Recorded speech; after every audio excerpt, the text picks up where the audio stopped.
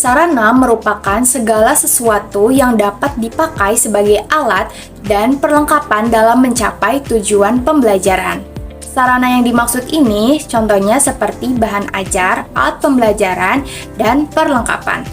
Contoh dari sarana ini bisa merupakan papan tulis, meja, kursi, alat laboratorium, dan alat dan media lainnya yang dipakai untuk tujuan pembelajaran dan dipakai secara langsung.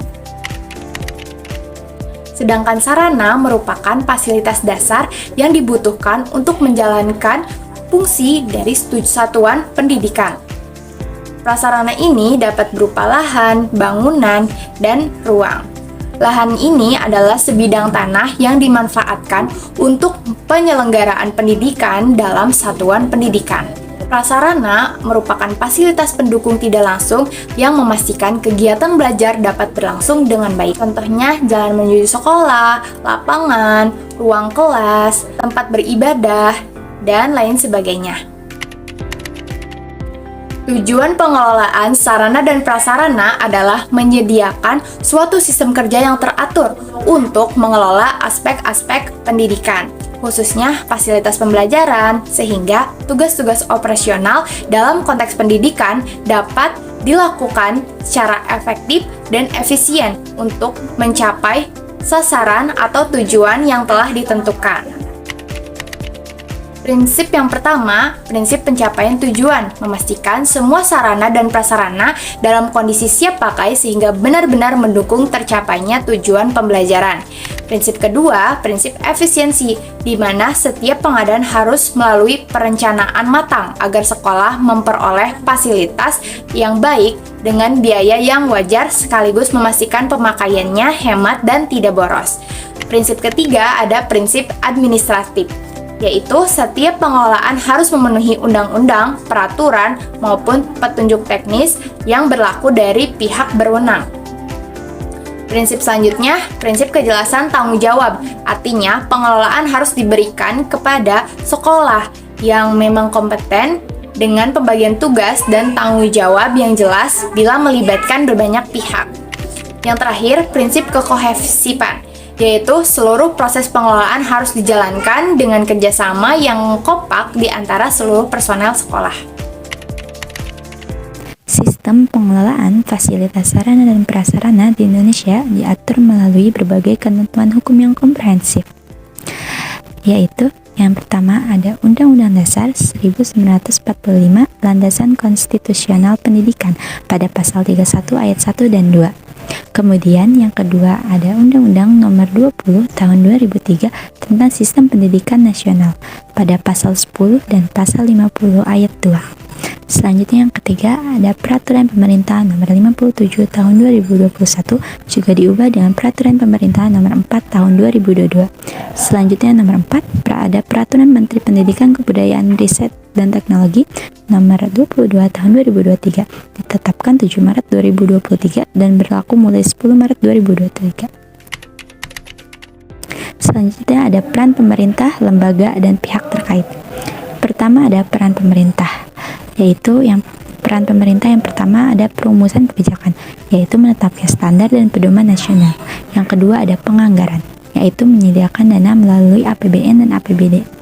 Selanjutnya ada yang ketiga, yaitu pengawasan dan evaluasi, yaitu memastikan pelaksanaan dan efektivitas kebijakan. Selanjutnya ada peran lembaga, pemerintah maupun swasta. Yang pertama ada pelaksanaan proyek, yaitu membangun sarpras sesuai kebijakan. Kemudian yang kedua ada penyediaan layanan, yaitu berupa transportasi, pendidikan, kesehatan, dan lain-lain. Selanjutnya yang ketiga ada inovasi dan teknologi, yaitu meningkatkan efisiensi dan efektivitas. Selanjutnya ada peran pihak terkait, meliputi masyarakat, NGO, atau swasta. Yang pertama yaitu partisipasi masyarakat, yakni memberi masukan, ikut merencanakan, dan mengawasi. Kemudian yang kedua ada advokasi dan pengawasan, yaitu NGO sebagai pengawas independen. Selanjutnya yang ketiga ada kemitraan swasta, yaitu kolaborasi penyediaan sumber daya, teknologi, dan keahlian. Pelaksanaan kebijakan sarana dan prasarana.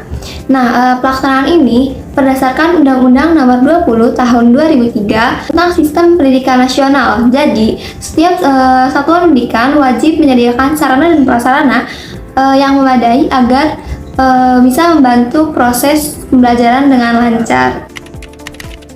Nah, tahapan ini terbagi menjadi 6. Yang pertama itu ada perencanaan.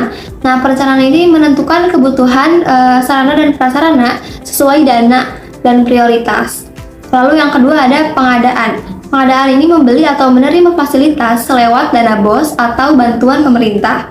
Dan yang ketiga itu ada penggunaan. Nah, penggunaan ini memanfaatkan secara efektif untuk belajar dan tanggung jawab yang jelas. Yang keempat itu ada inventarisasi, yaitu mencatat semua fasilitas agar tertib dan bisa dipertanggungjawabkan. Yang nomor 5 itu ada pemeliharaan, yaitu menjaga kondisi fasilitas sarana dan prasarana agar tetap baik dan dapat memperbaiki jika ada yang rusak. Lalu yang terakhir itu yang nomor 6 ada penghapusan, yaitu menghapus barang yang rusak atau tidak layak agar tidak tambah beban pemeliharaan.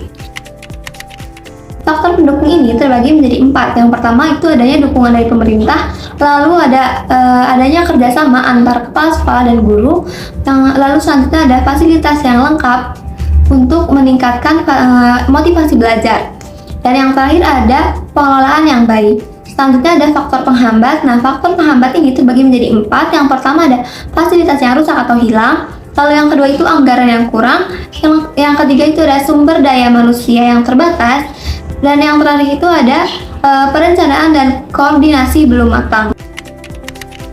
Yang pertama kita akan bahas keberhasilan dulu. Contoh keberhasilan seperti perencanaan dan SOP pengelolaan yang jelas, lalu mengadakan rapat koordinasi dan tanggung jawab khusus, lalu ada fasilitas lengkap seperti lab, perpustakaan, lapangan olahraga, dan lain-lain untuk menunjang mutu pembelajaran. Nah, yang selanjutnya itu ada permasalahan.